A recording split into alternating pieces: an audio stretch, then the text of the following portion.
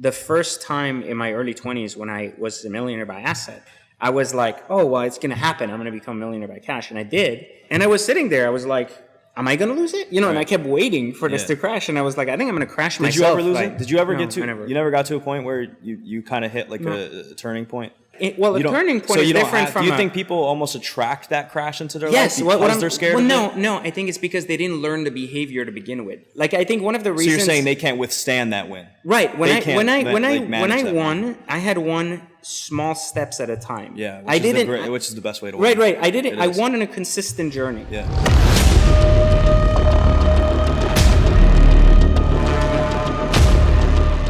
So when you were in banking, did you feel like you were the casualty of somebody else's story, or did you feel like because that's part of this video? Not everybody's story is intermingled with a beginning and end. When every human starts their birth, they're basically a square. Basically, you're a prisoner of a master. You know, either circumstance or a master, a person that you've committed comfort in exchange for direction. You know, like you work in a business, right? You're told what to do. You're trading your talent. That box basically aligns to other people. You see boxes come together and they become rectangles, right? So together they're basically like they form shapes, right? But they have a connection that becomes an actual forever connection. One cycle of your life completely connects to someone else's, right? The difference between evolving your psyche and going from a square to what I believe the soul is, which is a circle, is that circles don't ever connect. What happens, the circles are always flowing. And you see, at some cases, they hit each other.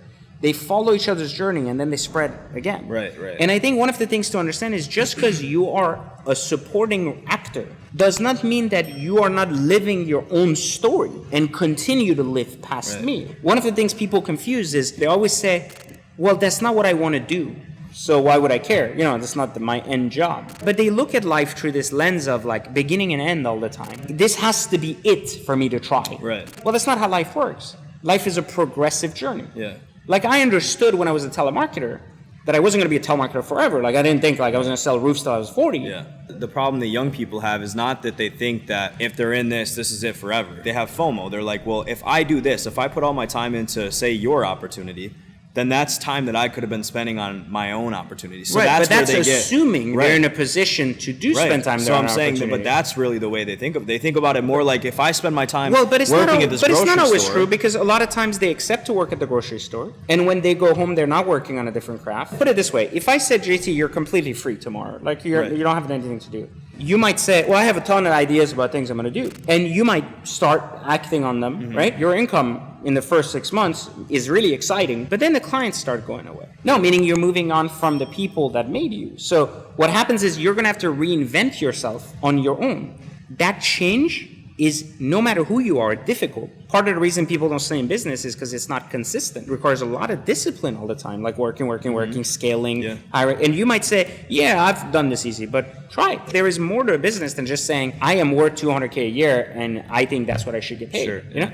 So it's a trade-off. It's saying, I lack all the skills I need to be successful, but I have some skills that are worth something. Right. Someone says, like me, says, well, that's worth X, Y, and Z money. And you say, I agree, like I'm comfortable with that, I'm fine. So basically, you're bound to me through that transaction. Now, at the beginning, you could think of this as like, you're basically connected to me and we're done, like this is it. But you could also think that if we are circles, then you're just transitioning with me. And as we evolve, you're going to evolve. Right. And there's also chances that as we evolve, you're not going to stay with me. You're going to start finding new realms and new things, you know? Right. And you might evolve in the same direction as me, and we might both be even better off in 10 years, right? Just like right now, I have a lot of people that have been with me since 2007. And they are like, I'm with you. Because they don't look at it as they work for me. They understand that they work for themselves and they have that choice as to where to go. And they also understand that that choice gives them the opportunity to basically understand that what they're working on is what they should be working on because they want to, not because they have to. Remember, when I got fired from banking, you have to understand is they took my purpose. They go, you can't be a banker anymore. I was betrayed. Like these people trashed me. But you know what happened? I realized that I had misunderstood the game. I blamed them. I was like, these guys betrayed me. And then I realized one fundamental thing that woke me up tremendously is I said, they never fired me. I fired myself. Right. Well, why did I fire myself? Why did I stop going to work on time? Why did I stop caring? Why did I think I was above everybody else? Because you see, I had reached my expiration date there. And I was hanging on to comfort. But I didn't realize that by not progressing, I was basically staying still. Yeah. Standing still enough for them to notice me. Get it? And be like, wait, this is an anomaly. But in reality, I didn't realize that I was the anomaly. There was 15 of them. There was one of me. Right.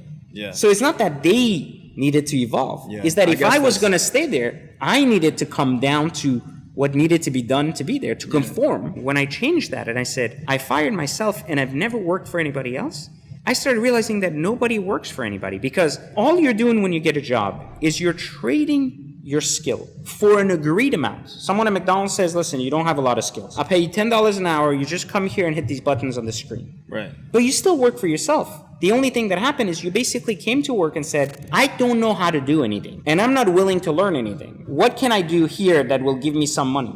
So you're making a conscious choice to work there for minimum wage, right? But here's what happens. As you go there, you're expected to learn how to speak to people, how to upsell fries, how to do these things, but you don't do that. And you sit there and you go, I'm doing my job. You were never meant to stay there. You were meant to earn skills and progress and be like, listen, I've learned how to manage the kitchen. I'd like to be the kitchen supervisor. And the manager might say, well, you know what? Yeah, I'll give you 12 an hour and give you that. Right. Now, someone would argue and say, you know what? I don't think 12 an hour is enough. And that's the mistake, because at that point, they need to realize this is a passing game. Now they're arguing not to advance against themselves. And one of the reasons I got promoted so fast in banking is that every 6 months I was like applying for something and they were like, oh, we can't pay you much. I was like, I don't care. Give me the title. Give me the title. Give me the title.